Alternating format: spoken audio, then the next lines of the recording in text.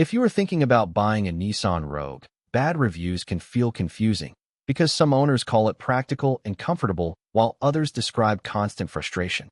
So this script breaks down the most repeated complaints and what they actually mean for real-world ownership. Instead of focusing on rare horror stories, we are looking at patterns that show up across owner forums, dealership feedback, and long-term review updates, because repeated patterns are usually where hidden costs and day-to-day annoyances come from when you keep a vehicle for years.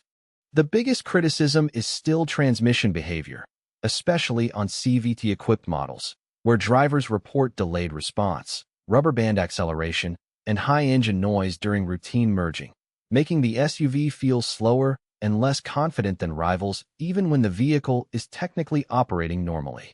Many reviewers describe pressing the pedal, hearing revs climb, and waiting for speed to build, which creates stress in short highway on-ramps, left turns across traffic, and uphill passing situations where predictable throttle response matters more than simple horsepower numbers listed in brochures. Long-term CVT durability concerns appear frequently too, because buyers worry about expensive repairs once mileage climbs, and even owners without failures often mention anxiety about lifespan, which can affect resale confidence and make the ownership experience feel uncertain even during normal driving months. A practical lesson from these reviews is simple. Do not skip transmission fluid service. Verify maintenance records in writing, and ask exactly when CVT service was done, because vague service history is one of the strongest warning signs when shopping used compact SUVs.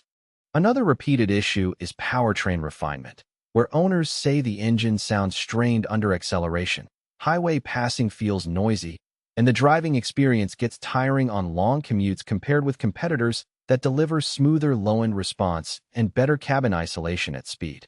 Fuel economy is also a disappointment for some drivers, especially in city traffic, cold weather, or short-trip routines, where real MPG can fall below expectations, making monthly fuel spending higher than planned and reducing one of the main reasons buyers choose compact crossovers.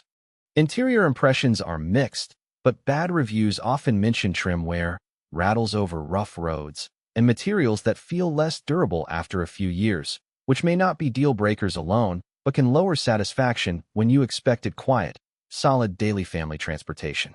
Infotainment complaints are common as well, including laggy screens, occasional phone pairing drops, and interface quirks that become annoying over time, especially if you rely on navigation, streaming audio, and hands-free calling every day for work commuting and school pickup routines.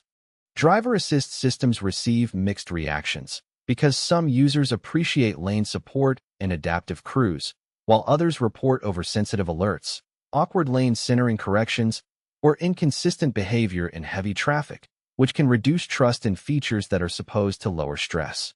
Parking technology reviews are similarly split, with some owners loving camera views and others mentioning sensor false alerts or delayed warnings.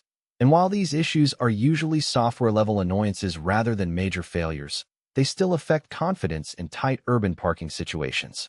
Ride comfort is generally acceptable, but negative reviews sometimes call out seat fatigue on longer trips and rear seat comfort limits for taller adults. So a quick dealer test loop is not enough if your real use includes road trips, carpools, or daily long-distance commuting. Cargo space looks strong on paper, yet owners occasionally say the shape and loading height feel less practical with bulky strollers, sports gear, or travel bags, which is a reminder that numbers alone cannot replace physically loading your own everyday items before buying.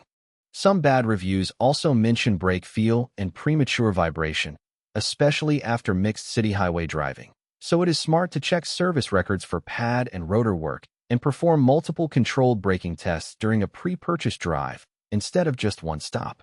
Suspension and road noise feedback varies by model year and tire choice, but several owners report that rough pavement can introduce cabin noise and minor rattles faster than expected, which is why road testing on imperfect streets matters more than smooth dealership neighborhoods.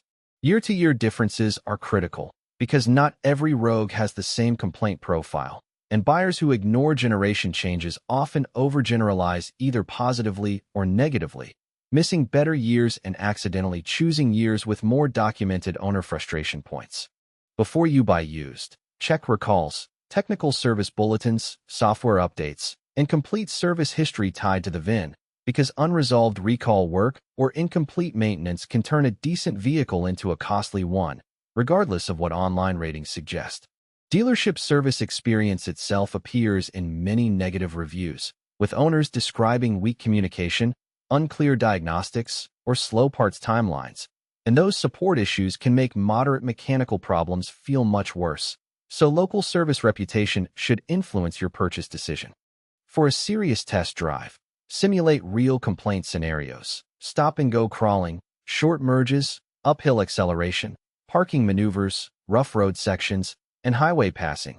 Then judge whether response, noise, and comfort feel acceptable for your lifestyle instead of relying on internet arguments.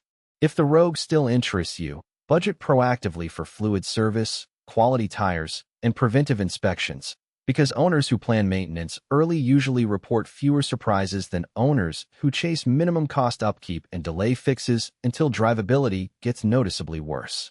You should probably avoid this SUV if you prioritize sporty acceleration, very quiet high-speed refinement, or zero tolerance for CVT feel, because those are the exact areas where disappointment appears most consistently in bad review clusters across owner communities.